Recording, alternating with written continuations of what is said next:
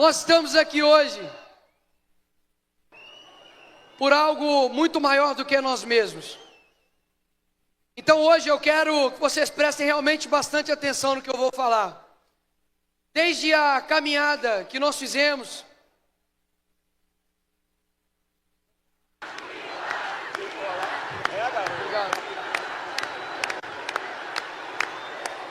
desde o dia que nós fizemos a caminhada, eu vi crianças, eu vi pessoas idosas indo ali caminhar com a gente e com o coração realmente machucado, mas um coração que foi sendo restaurado ao longo dos quilômetros para poder lutar por esse país. E chegado ali no final, eu realmente quis só dar um recado para todo mundo e orar, porque eu não tenho dúvidas de que tudo, e eu repito, tudo o que está acontecendo no nosso país, Deus não está com os olhos fechados para o nosso Brasil. Ele não está, eu não tenho dúvidas disso. Então, por que nós estamos aqui no fim das contas? E segura, porque hoje eu vou dar lapada em muita gente. Nós estamos aqui por fora Lula! Fora! Fora Lula! Eu não vou mandar você gritar Lula não.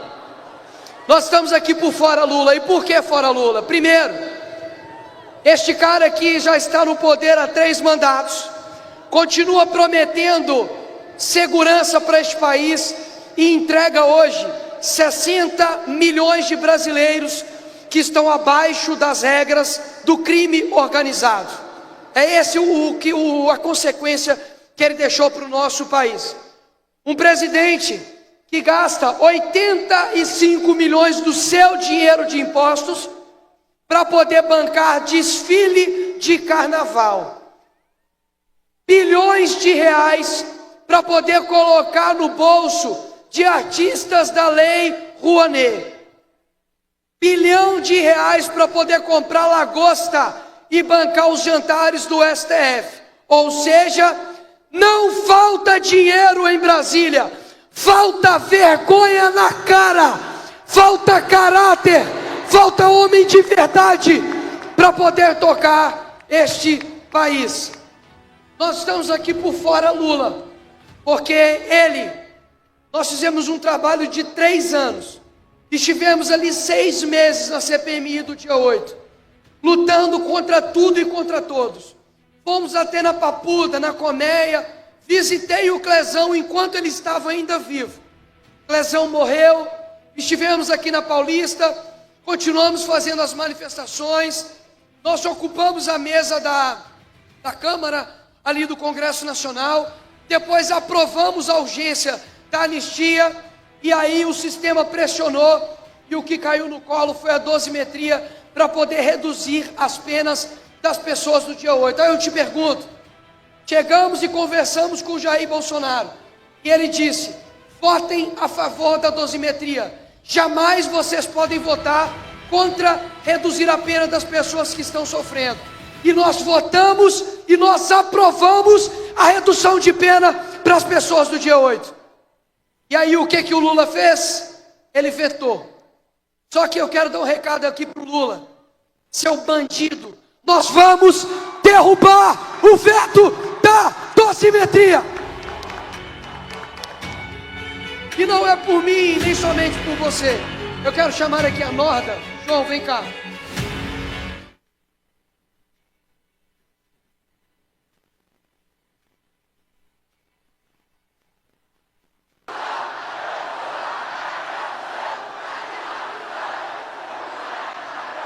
Lula, ladrão, seu lugar é na prisão. Lula.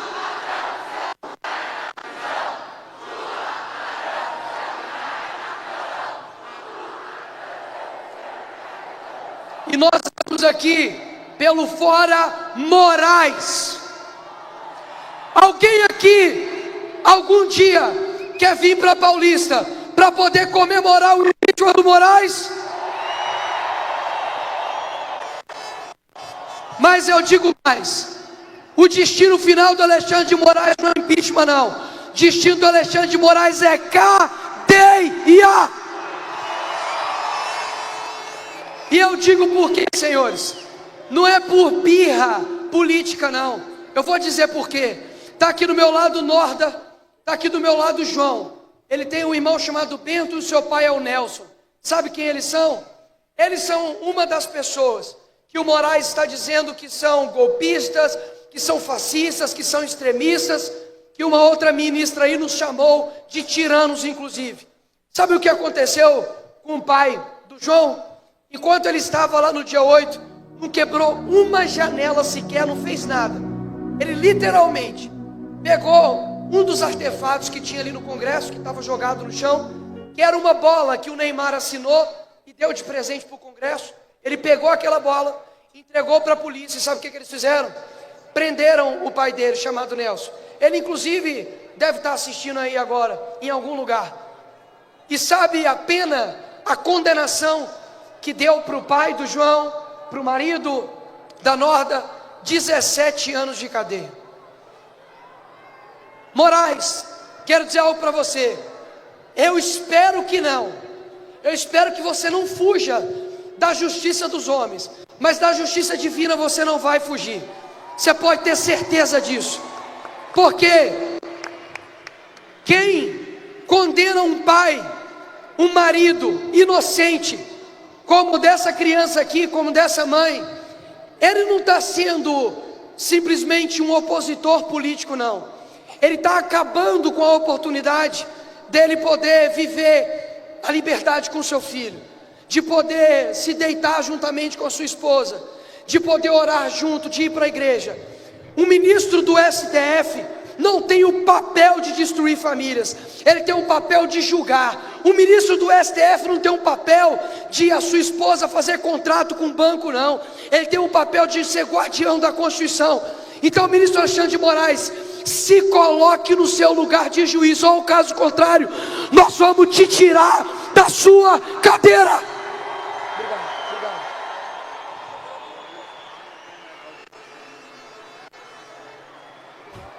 Nós estamos aqui por fora, Moraes, sabe por quê também?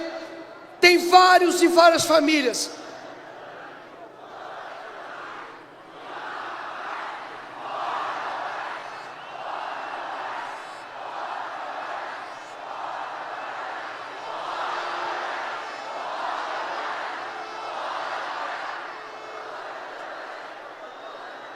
Nós estamos aqui por fora, Moraes, sabe por quê também? Porque há uma perseguição política nesse país para quem veste verde e amarelo. Se você está de vermelho, está tudo bem, não tem problema. Se você roubou, você vira até presidente da república. Agora, se você está de verde e amarelo, você é um fascista, você é um extremista, e aí coloca pessoas que nunca roubaram um centavo na cadeia. Quem devia estar na cadeia não é Jair Bolsonaro, não. Quem devia estar na cadeia chama-se Luiz Inácio Lula da Silva, o maior corrupto que já pisou aqui nesse país. Ou seja, por que perseguir um homem que até hoje não conseguiu colocar absolutamente nada na ficha criminal dele? Tudo cai. Ah, porque cutucou a baleia, arquivou. Ah, porque leite moça, caiu. Foi arquivado aí vacina, caiu. Tudo cai. Por quê? Porque ele literalmente começou o que nós temos hoje. E eu jamais deixarei de ser grato àquele que abriu os olhos de todos nós para o que é direita, para o que é esquerda. Não é mesmo? Então, eu estive com ele na semana passada e falei: presidente, talvez você está aqui, se sente sozinho, mas lá no 1º de março, eu quero que você sinta, não somente o aplauso para você que está aqui sofrendo, mas para as vítimas, né, do dia 8, que estão ali sendo colocados realmente como reféns, para todos os perseguidos políticos, como o Coronel Naime, como a Débora do Batom. E neste momento agora, eu peço para que você dê uma salva de palmas, para saber que ele e eles não estão sozinhos. Nós estamos com vocês, perseguidos políticos, Jair Bolsonaro, Débora do Batom, familiares do dia 8, Coronel Naime, Eduardo Bolsonaro que está lá nos Estados Unidos, todos aos jornalistas exilados, nós estamos com vocês.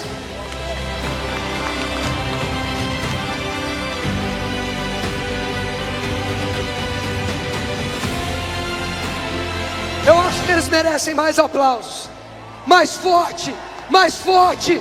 Nós não somos um, nós somos milhões.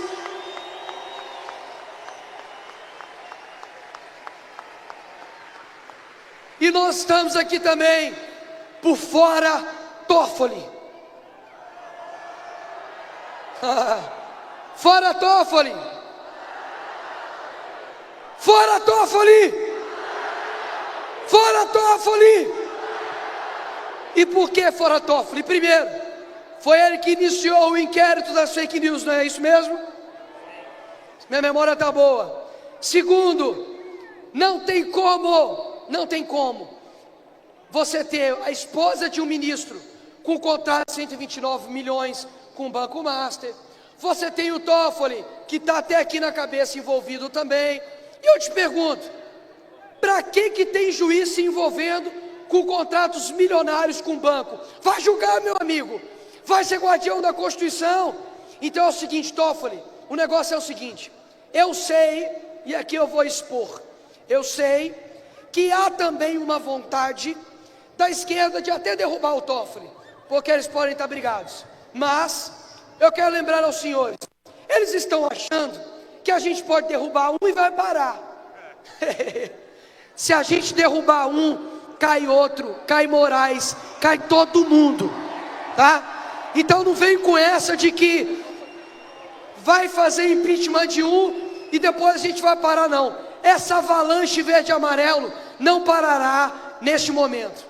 E por fim, e não menos importante, já caminhando aqui para o final, eu quero dizer aos senhores, de que nós estamos vivendo um momento no país, de que você pode se perguntar, Nicolas, e depois daqui, o que nós faremos?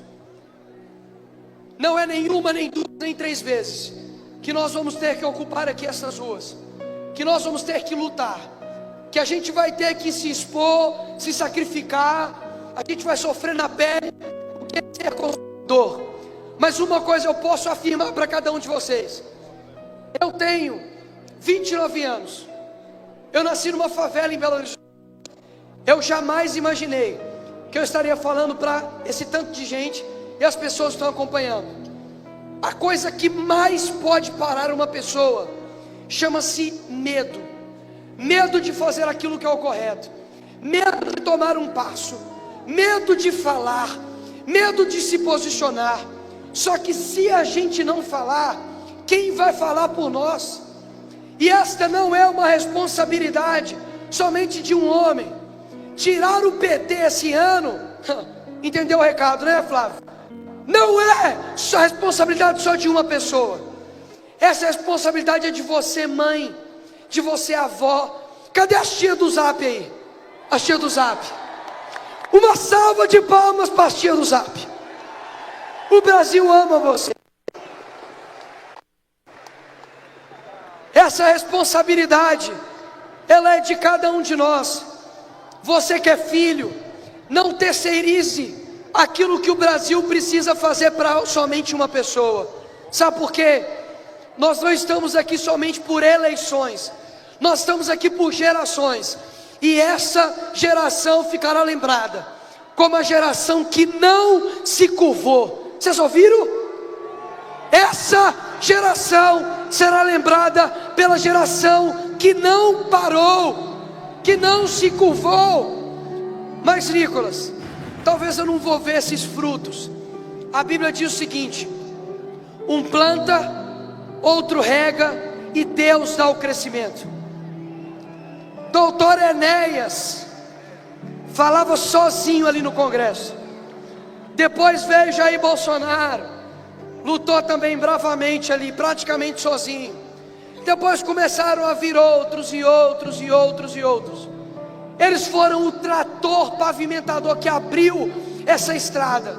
Agora é nosso dever de plantar um Brasil diferente. Nós precisamos no nosso dia a dia ter, sabe o que? Nós precisamos ter amor. com aqueles que estão enganados. Nós precisamos chamar para perto aqueles que estão enganados com um bandido igual Lula, que chega de 4 em 4 anos e chega lá e fala: vamos dar gás para todo mundo. Que país é esse que depois de 20 anos de governo do PT se orgulha de um povo que não tem gás para comprar? Eu quero que um dia o Brasil seja lembrado não pela pobreza, mas pela riqueza, pelo trabalho, pela gente honesta, por gente que acorda cedo e dorme tarde. Ei!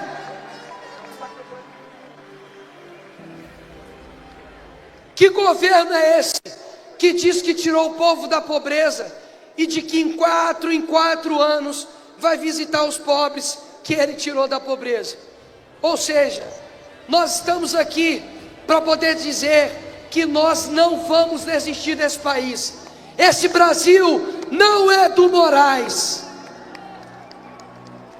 E Moraes, escuta isso aqui que eu vou dizer para você agora. Já disse isso algumas vezes. O Brasil não tem medo de você.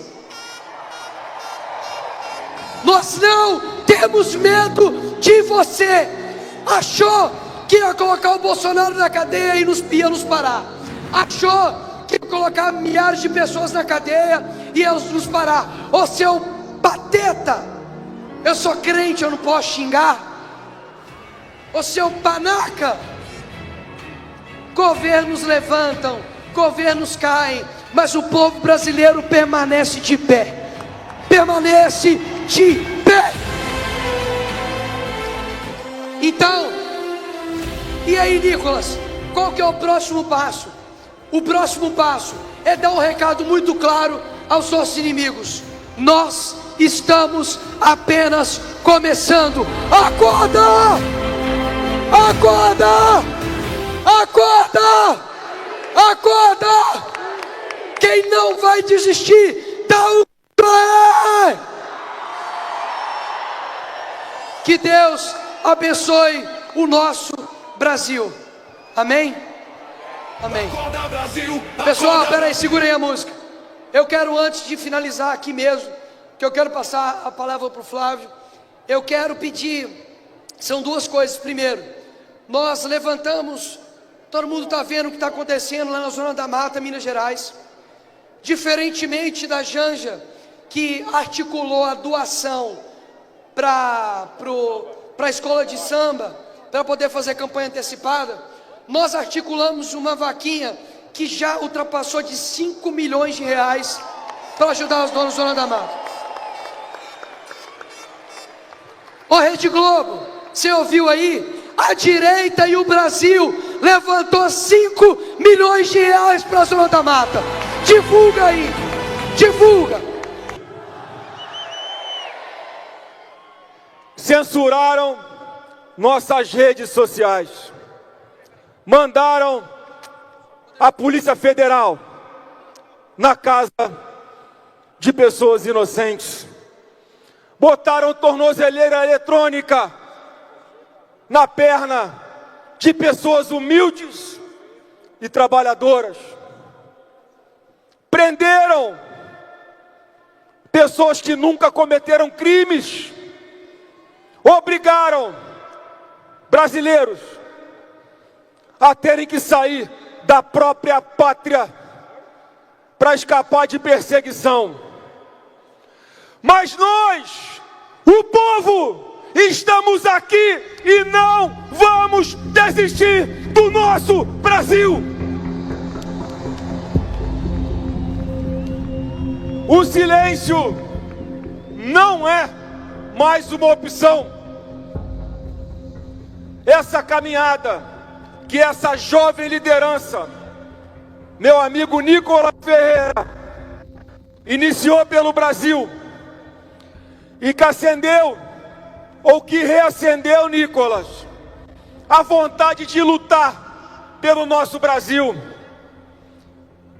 a vontade de enfrentar a dor, o sofrimento, cada dor muscular que você, Nicolas, e as pessoas que o acompanharam sentiram. cada demônio que se sentiu incomodado com Deus caminhando com os brasileiros de Minas Gerais até Brasília. Isso tudo nos dá muito orgulho e muito mais força para continuar lutando pelo nosso país. Nicolas, muito obrigado por existir. Muito obrigado por estar com a gente lutando por esse país, ombro a ombro. Eu quero agradecer ao meu amigo governador de São Paulo, Tarcísio de Freitas, e ao prefeito de São Paulo, Ricardo Nunes. Duas pessoas que mais representam aqui o povo de São Paulo, que também vestiram a camisa do Brasil e estão caminhando nesse grande projeto de resgate da nossa nação. Quero agradecer aos dois governadores presentes aqui hoje nesse ato, Romeu Zema e Caiado. Caiado, a sua presença aqui, o Zema precisou sair. A sua presença aqui, primeiro, é muita honra estar no mesmo palanque defendendo os mesmos ideais que uma pessoa com a sua história. E isso prova que isso aqui não é ato eleitoral. Tem aqui dois pré-candidatos. Juntos, não estamos disputando voto. Estamos aqui pensando no que é melhor para o nosso país. Muito obrigado, governador. Eu queria chamar aqui agora rapidamente meu amigo pastor Silas Malafaia, porque muitas vezes as coisas não acontecem do jeito que a gente espera. Mas eu acredito tanto que o que está acontecendo no Brasil, pastor, é projeto de Deus, que eu quero mais uma vez pedir a sua ajuda, os seus conselhos. Você é um professor para todos nós, a sua coragem nos inspira. Vamos juntos resgatar esse Brasil, pastor. Quem aí está com saudade do Bolsonaro? Levanta a mão.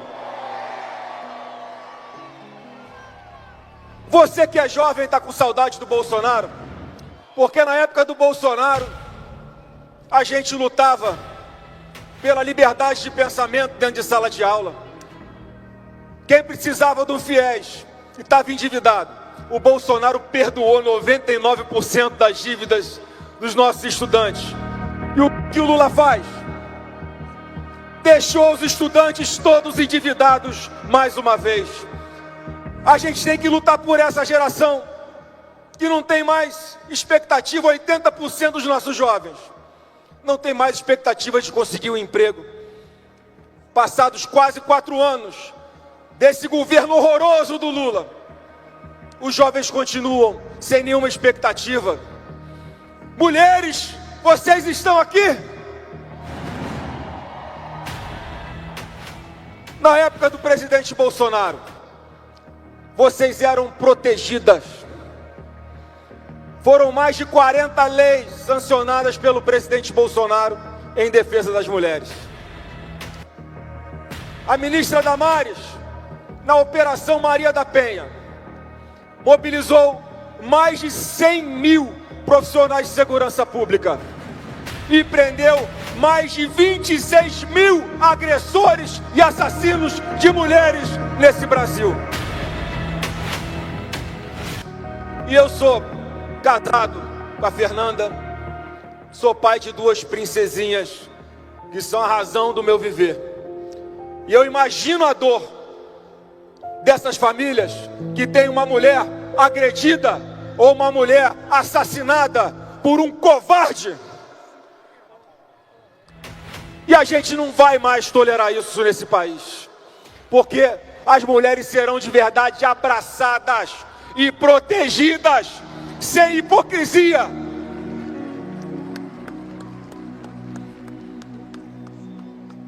E para você que recebe hoje um Bolsa Família, na época do Bolsonaro, tinha gente ganhando 45, 50, 100 reais. presidente Bolsonaro, no meio de uma pandemia, porque não roubava, tinha dinheiro para garantir que as pessoas mais vulneráveis tivessem o que comer, e passou o Bolsa Família para no mínimo R$600. Quem era mãe solo recebia em dobro R$1.200. Se você conseguisse um emprego, continuava recebendo R$200 do Bolsa Família por 2 anos, até você estabilizar no emprego. Você tinha uma porta de saída. O Bolsonaro estendia a mão para as pessoas que mais precisavam. E hoje, o que é que nós vemos? Nós vemos o Lula gastando R$1,4 bilhão no seu cartão corporativo, levando uma vida de rico, esbanjando com a primeira-dama, ficando em hotéis de luxo. Na COP30, ao invés de usar os bilhões de reais que lá foram usados para melhorar a vida do povo do Pará, ele ficou no iate de luxo, tomando champanhe francês com a Janja, enquanto as pessoas que estão lá até hoje, vendo seus filhos brincando numa língua negra de esgoto na porta da sua casa, porque não tem esgoto tratado. Esse é o Lula que defende os pobres.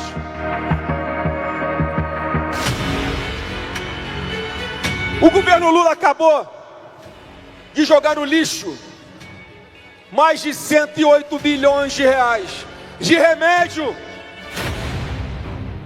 porque não conseguiu fazer chegar na ponta da linha para quem precisava. Quem precisava ir num posto de saúde para conseguir uma aspirina, para conseguir uma Novalgina. Esse cara deixou mofar remédio que ia ser dado para as pessoas mais pobres desse país. E o que dizer do seu ministro Tachad? O melhor ministro da economia do Paraguai. Levou mais de 200 indústrias brasileiras para o Paraguai pela incompetência. O pior prefeito da história de São Paulo. Que saudade do Paulo Guedes.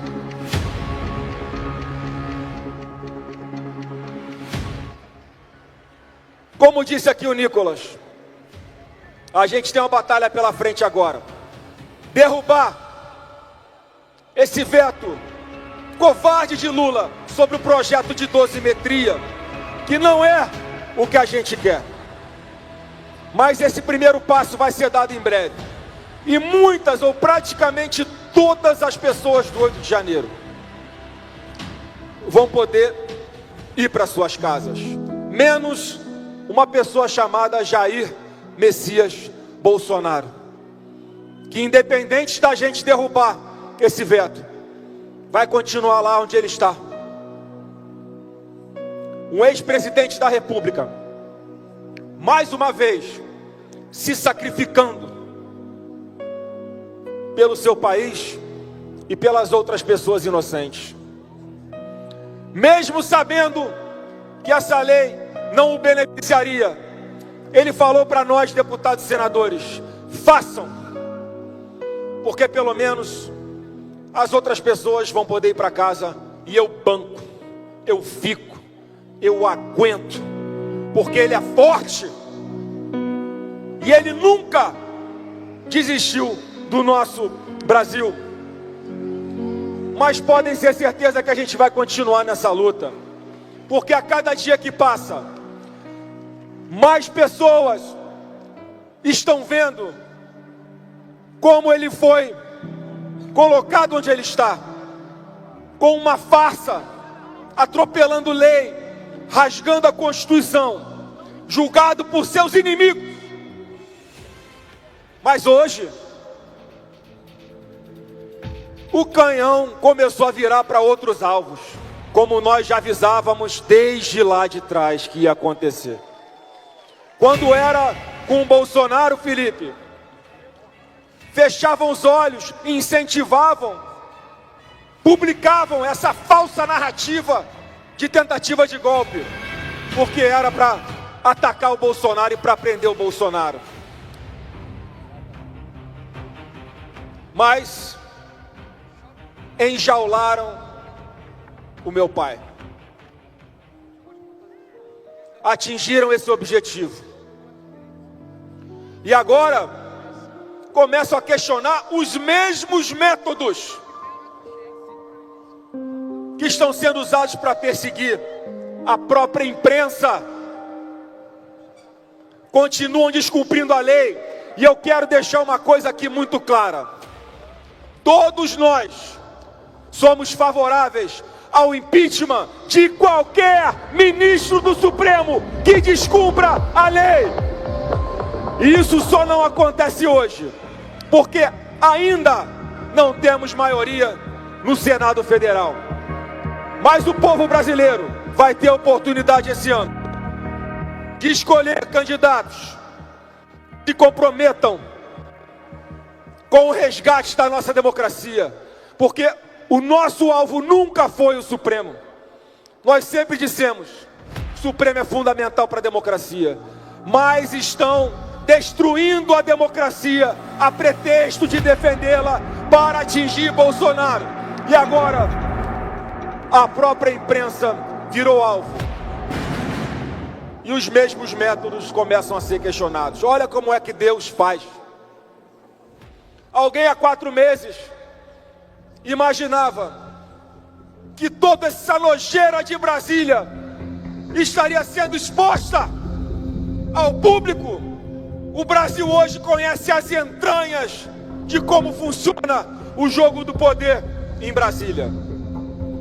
E o Bolsonaro está lá, mas não está abandonado, não está esquecido, está mais vivo do que nunca, porque todos nós vamos carregar esse sobrenome e essas bandeiras até a vitória, porque Deus vai abrir esse mar para a gente atravessar, e do outro lado a gente vai cantar junto o hino da vitória.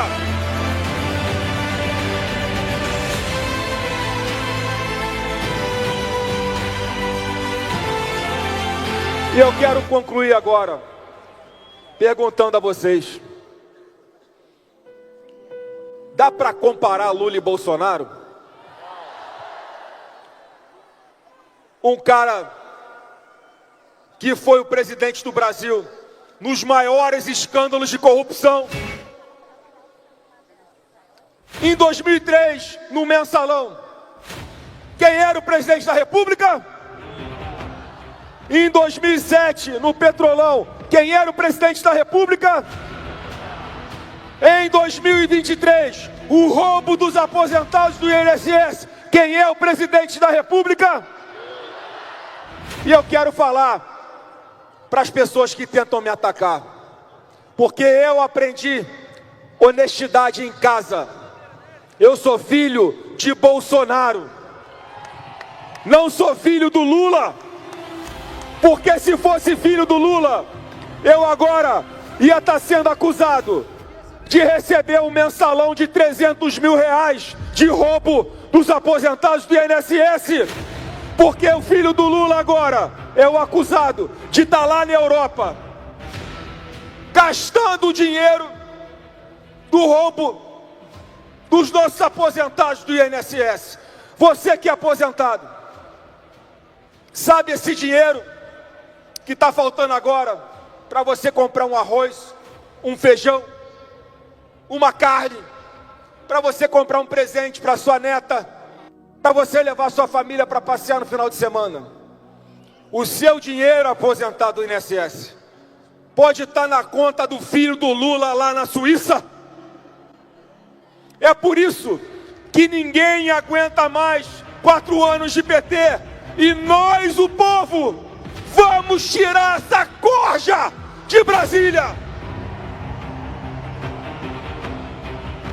E eu quero compartilhar com vocês o que eu disse para o meu pai, agora, quarta-feira, olhando no olho dele, para levar ainda mais esperança e ainda mais força. E quem concordar com o que eu vou falar, só dá um grito do fundo da sua alma. Eu falei: pai, em janeiro de 2027, você vai pessoalmente subir aquela rampa do Planalto junto com o povo brasileiro. Ah, se o povo soubesse o poder que o povo tem. Eu estou aqui de cima, olhando esse evento, escutando os nossos colegas, bravos guerreiros que hoje conseguem manter acesa essa chama que o Bolsonaro acendeu. E essa frase passando na minha cabeça: ah, se o povo soubesse o poder que o povo tem. Bolsonaro repetia isso inúmeras vezes, era ou não era? Isso que está acontecendo aqui hoje foi tudo o que eles tentaram impedir que acontecesse.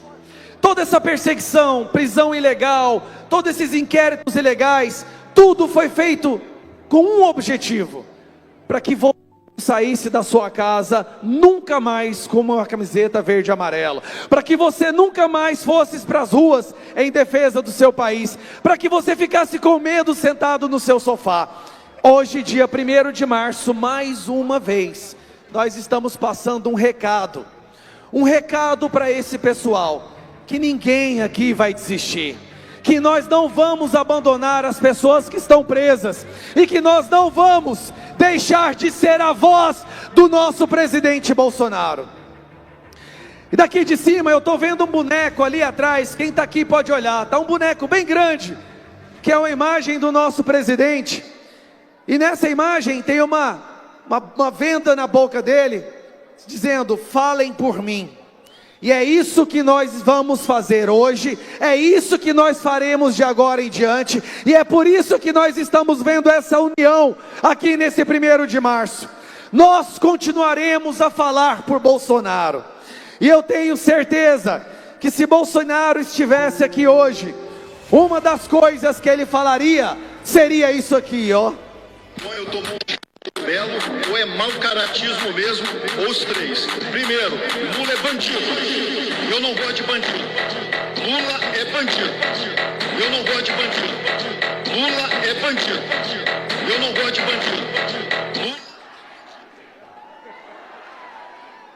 Mas, como ele não está aqui hoje, ele designou alguém para poder continuar sendo a sua voz. Ele escolheu uma pessoa para que possa continuar carregando a tocha do patriotismo que ele acendeu. Escolheu ou não escolheu? Eu acho que à altura desse momento, todo mundo já sabe quem ele escolheu.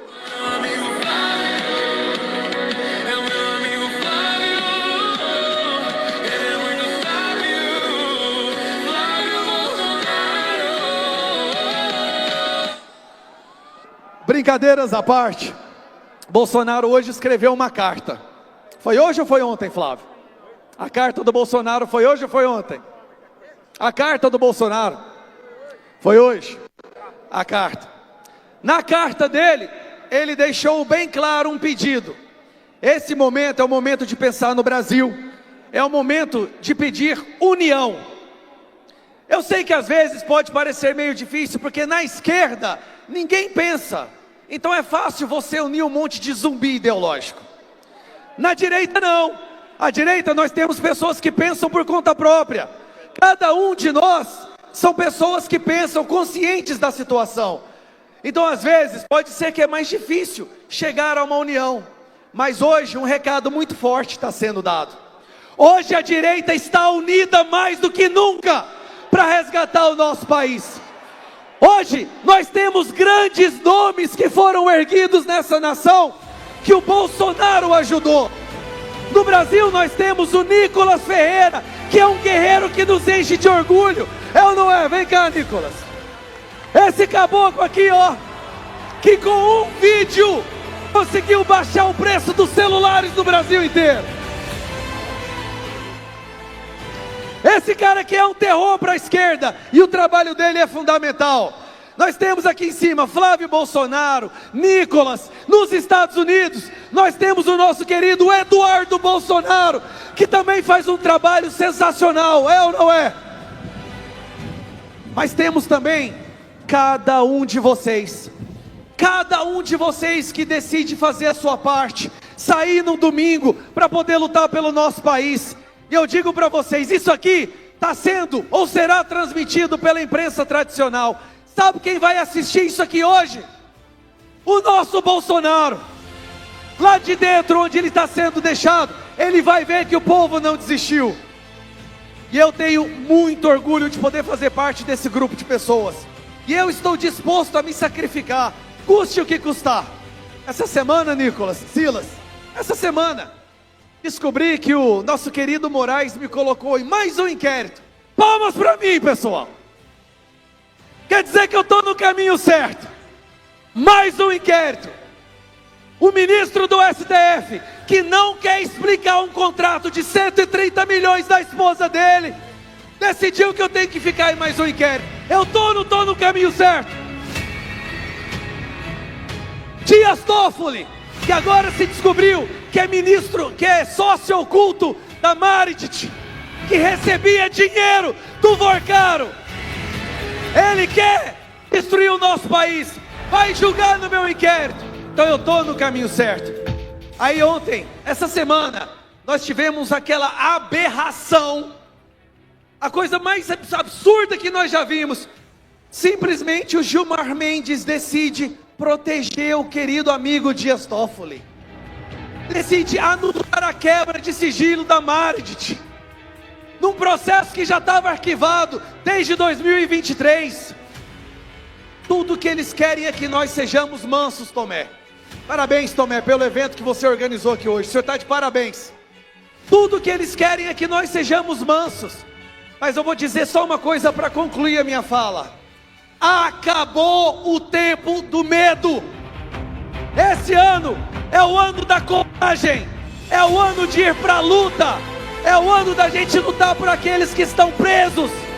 É o ano de lutar pela Carla Zambelli, que está presa na Itália, pela Débora, pelo Bolsonaro, pelo Anderson Torres, Silvinei Vasquez e todos os outros que um dia saíram de casa com verde e amarelo e agora estão presos. Nós estamos livres e vamos lutar pela liberdade deles. Esse ano, não fique em casa, arregace as mangas, vamos para as ruas. O Brasil é nosso, não é do Moraes, não é do Lula, não é do Toffoli, não é do Gilmar, é nosso! E esse ano nós vamos resgatar essa nação. Obrigado a todos que vieram aqui hoje, que Deus nos abençoe. Obrigado a todos que compareceram, que organizaram essa manifestação. Orem por nós, mais do que fazer qualquer coisa, mais do que ir para as ruas, ore por cada um de nós que estamos na linha de frente. Que Deus abençoe essa nação. Um abraço. Nenhum deputado do PT assinou a CPMI da roubalheira dos aposentados. Nenhum político do PT assinou essa vergonha de Banco Master. Eu tenho mais uma notícia. O PT e seus puxadinhos impediram que mais de 40 ladrões que roubaram o povo aposentado fossem convocados. E eles dormiram no ponto. E o Lulinha vai ter que prestar contas dessa roubalheira.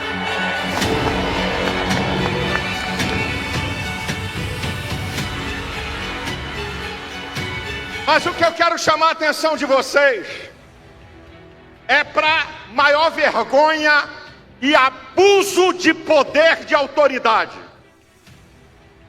Há quase 7 anos atrás, foi aberto um inquérito imoral e ilegal de fake news. Esse inquérito é imoral e ilegal porque não tem a participação do Ministério Público, como prevê o artigo 129 da Constituição. Esse inquérito foi aberto para proteger ministros do STF que estavam enrolados. Quem comanda o inquérito? O ditador da toga, Alexandre de Moraes.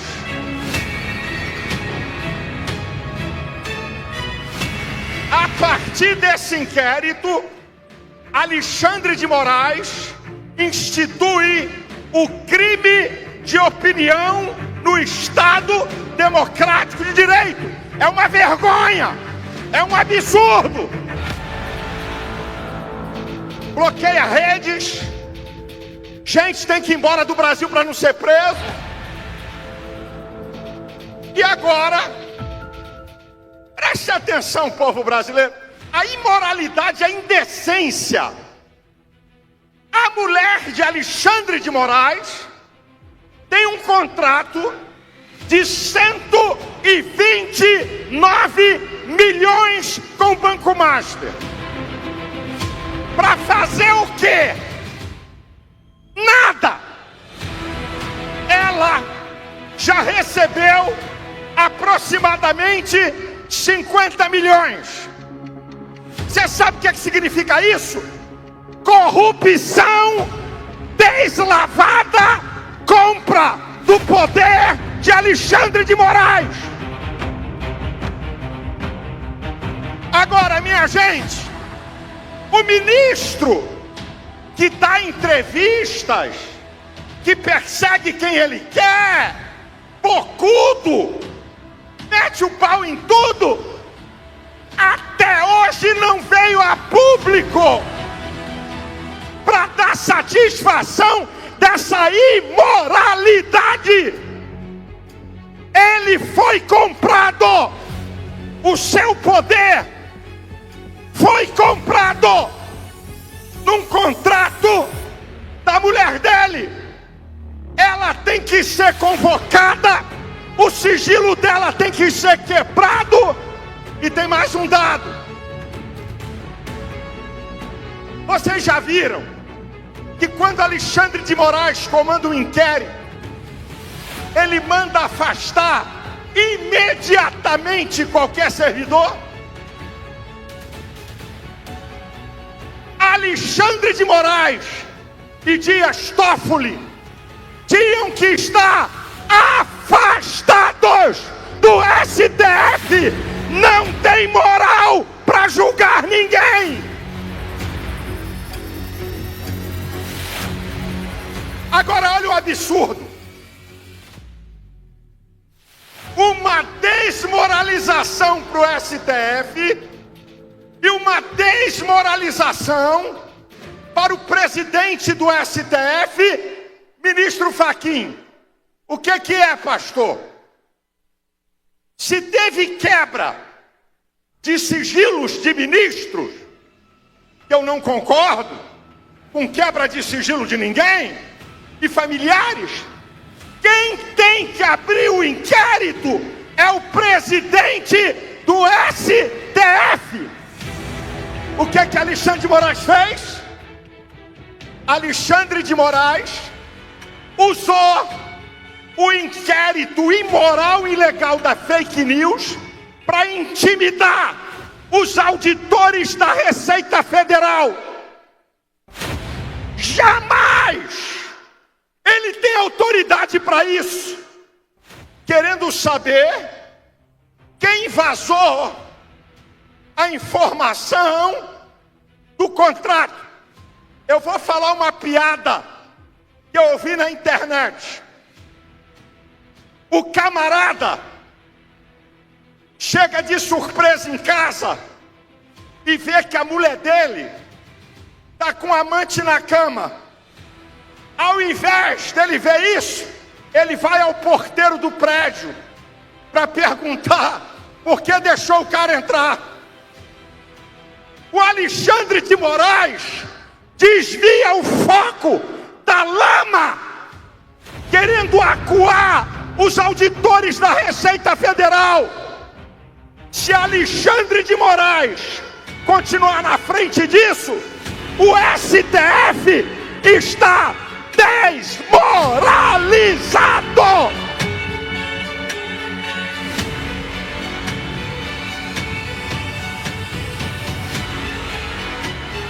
Que país é esse, gente? Que país é esse? onde um ministro está comprometido, toma a frente para perseguir, para tirar foco. Que país é esse? Senhor eminente presidente do STF, ministro Fachin, se o senhor não tomar a frente disso, o senhor está desmoralizado. É melhor vocês pedirem para sair do STF e deixar Alexandre de Moraes cometer seus crimes e seus absurdos. E sabe quem está falando aqui? Ele tomou meu passaporte, apreendeu meus cadernos teológicos, pensando que ia me intimidar e me calar. Está enganado. Eu não tenho medo de ditadores. Eu não tenho medo. Ministro Alexandre de Moraes, para me calar, vai ter que me botar na cadeia. E agora,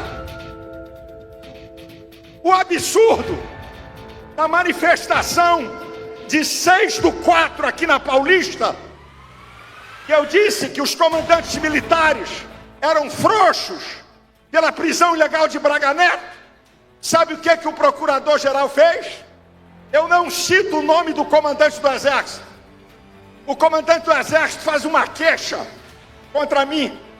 E adivinhe, ao invés de me mandar para a primeira instância, me manda para Alexandre de Moraes. Eu não tenho prerrogativa de função, eu não tenho foro no STF. Perseguição política vergonhosa. Mas eu vou terminar a minha palavra, porque nós vamos ouvir ainda o Nicolas e o Flávio.